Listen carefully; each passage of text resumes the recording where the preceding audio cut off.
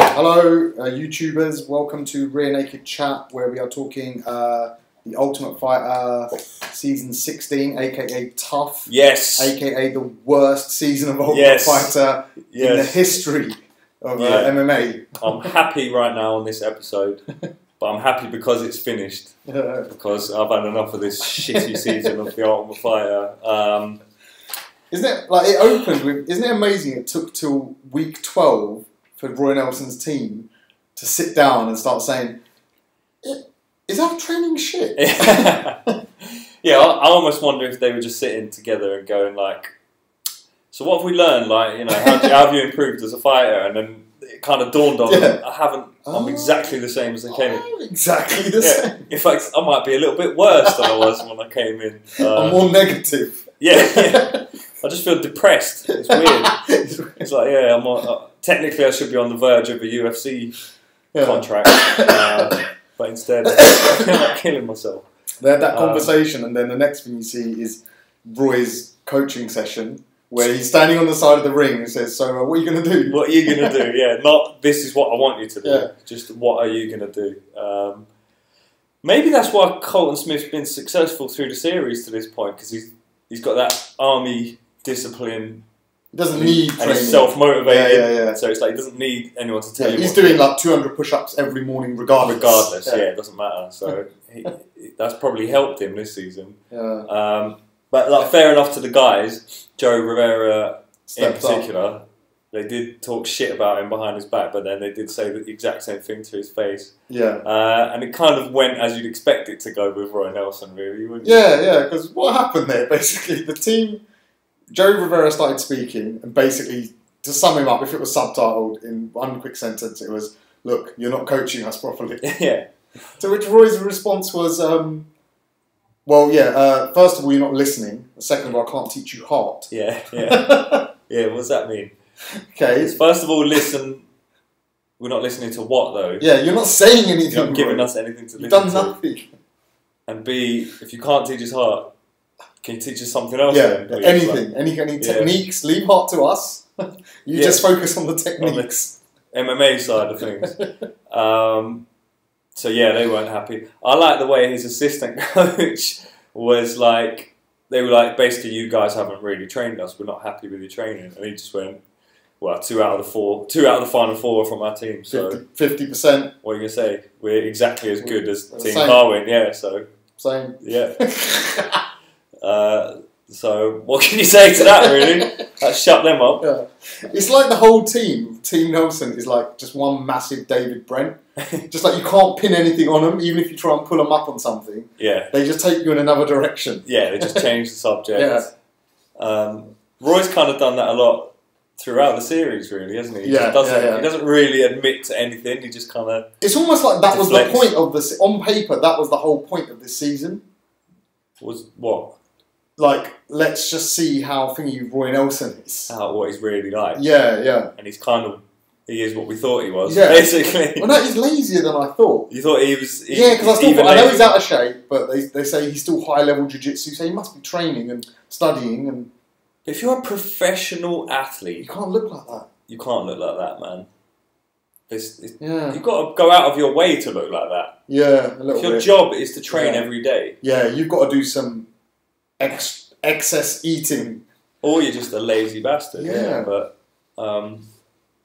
hey, he's managed to make a good living from it. So again, 50% success rate. Yeah, and I love it if he wins this season. That would be fucking hilarious. If his fighter wins. Yeah, if his fighter wins. I suppose we better get round to who that exactly is, because true to form, there was nothing else going on in this episode of The Ultimate Fighter. For a season finale, the fact that there was no crazy drinking, no smashing up the house, no anything of any interest to anyone. I know there's a lot of people out there fitting into this season, really. Yeah, it was just like a firework that never happened. Yeah. And then the fucking finale as well. Shane Carwin's dropped out. It's like it's just lost so much momentum this show by the end. And I think they're even holding it at like a nightclub. It's not even at one of the casinos in Vegas. It's some place called The Joint. Yeah. And it's like, Yeah, and like there's just a DJ smashing his set at the same time. Bare people just raving.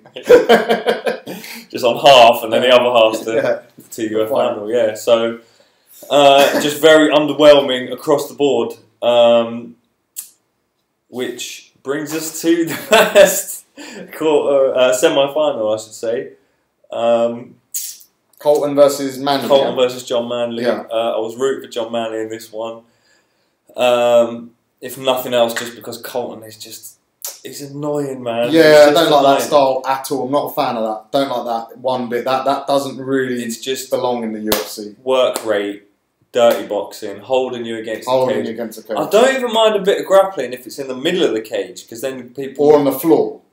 Yeah, in the middle, yeah. Not standing. Yeah, no. I mean, like, if they're on the deck, submissions are going to happen, someone's going to be working with jiu-jitsu, etc. Up against the cage, it's so boring to watch. Yeah. And that is Colton Smith's whole game. That's his whole game right there. Like in the talking heads before the fight, he should be saying, like, no, they say, I'm going to rip his head off. Yeah. Like, I think he actually said that in one of his things. He gives it all that. Yeah, he gives just it all be honest. Just say it. I'm going to hold you against your will against the cage. Knee you in the thighs. Yeah. Maybe a few little elbows here and maybe a couple of takedowns in every round. In between, like, I'll trip you. And can you imagine that as a talking head? And that's I might trip him. And that's my game plan. Yeah, we'll see what he's got. Yeah. No one's ever going to say that ever. Are they? No one's getting their head ripped off. Okay, just want to make that clear. Yeah, just being completely honest. Yeah, this one I'm leaving this one in the judge's hands. So so it's safe to say I'm not a fan really of Colton Smith, the fighter, or Colton Smith, the man. Really, I've got respect for anyone who joins the military, but you don't need to talk about it every time you open your mouth. Yeah, seriously, it's like, okay, you were in the army. We get it. We get it. Yeah, it's 12. We're 12 episodes in now. Yeah, Can you talk about? You love the army. Else, please. You're fighting in an octagon because of the army. And you're doing this for the people in the army. Yeah. Because they need more respect, and that will help them win. That will help them win the war or something. I don't know. It feels like if you're doing this for the army, why don't you just go join the fucking army? What are you doing here? Well, if it's that important. Yeah, it's like that. That's behind you now. You're supposed to be moving on. Like. That's not why you're fighting. Like that chapter of your life should have ended. Why is it still here? Because Brian Stan will talk about his military experience. But when he's questioned, it's when other people bring it up. Yeah. Whereas this guy's just spewing out about. He's just overflowing with brainwashing. Military programming is just pouring out of this guy's fucking ears. But hey, he won. He's out of my life now. I was saying like, if he wins the Ultimate Fighter, that would sort of be like the icing on the cake for this season. Yeah. But, instead of icing, it's just shit. A big turd coiled up. Yeah. And instead of a cake, it's also shit. It's the shit icing on a shit cake. Yeah, that would be fair. But I can't see the guy having a long career in MMA. No. And he held John Manley against the cage and won the fight on points, as probably expected. We actually, whilst watching the fight, we started like YouTubing stuff and researching stuff on Wikipedia because we just lost interest in the fight. We looked up how many finishes there were this season. One finish all season. 12 episodes. That was John Manley versus where James Chaney bit him. Yes. That was it. Until... Yes. So finally, at least we snuck another one in there at the end before the season was finished. Yeah. Mike Ritchie looking very solid in this fight. I like Mike Ritchie, man. Mike Ritchie. I think he's got something. Neil Magny came out quite active. He's moving his feet. He was kind of... Well, he was kind of... They were just feeling each other out. Yeah, that was it. Ritchie was waiting to see what he was going to do. And I said this before the fight as well. I said Ritchie's going to figure him out first. He's going to let him do some stuff, figure some stuff out, and then just attack. Yeah, and he kind of watched him waiting. And then when Magny decided he was going to come forward with a bit of aggression, he just fucking caught him right on the chin, dropped him. To Neil Magny's credit, he took it, tried to fight his way out, stood up, and then, in that effort that took him to get up on his feet, he dropped his hands, he just got drilled by a fucking elbow that knocked him out. A short range elbow. Oh, short circuited his brain. He was fucking. That was like throwing a hook, but being just so close to someone. And it was funny, before we watched it, at the beginning of the fight, we noticed Steve Mazzagatti was the ref. yeah. It's like as Dana almost brought him in just for the hope that something even controversial or remotely interesting might happen. You can always rely on Steve Mazzagatti to fuck something up. Yeah. And I think any other ref, this may not have happened, but for some reason, because it was Mazzagatti, Neil Magny started trying to wrestle him up against the cage. It's like trying to take him down. Yeah, which was a nice little touch to end the... I love the idea of Mazzagatti starts doing a wizard on him. Takes him down. Yeah. Oh, wow, yeah.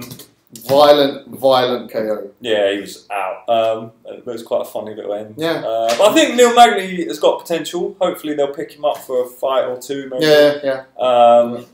Similar. But none of the other guys are making it, are they? I think rightly so. One example jumps to mind, and probably only because he's black, I just made the connection. But Michael Johnson is an example of someone who lost his semi-final, but actually went on to have a...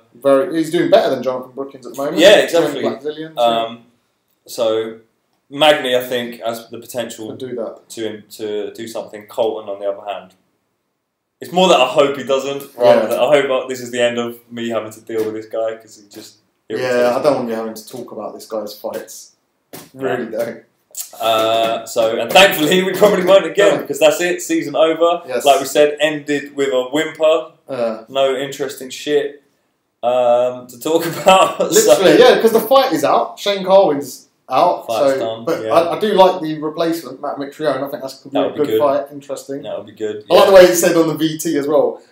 Roy Nelson puts down his clipboard and steps into the octagon. Like, what clipboard? He never picked it up. He never picked it up to begin with. There was no clipboard. There never was one. No, unless it was like what he was going to get for lunch. Yeah. Dean Amasinga's got all the clipboards. He's got a fucking book. Never mind a clipboard. They didn't pick anyone up really, apart from the finalists. I think Mike Ricci's got to be the favourite. I like his style. I like this fight as well because I don't like Colton and I like Mike Ricci, so there you go. It's all good. Canada versus America, as Colton pointed out, to the interest of nobody. It's Canada versus America and America. Right, yes. Exactly. So we're all done. I don't know, just kind of sums up this series, really. Yeah, but I'm looking forward to TUF. Let's try and end it on a positive note, right? Yeah. We've got TUF India. First time ever. That's hot fighting action. It's going to be great. And we've got some big official cards coming up as well. We've got JDS Velasquez 2. We've got Soteropoulos Pearson, which I cannot wait for. Yeah. That's next week. So we'll be doing a preview for that at some point this week. Yeah. And we might just break down what happened last night with Diaz and... Yeah, we might do that. Why not? It'll be something to talk about. As opposed to this shit. So there you go. I'm the Fighter 16. Thanks for viewing. Rear Naked Channel YouTube, Rear Naked Chat Twitter, Rear Naked Chat at gmail.com. And in your brain. Bitches, exactly.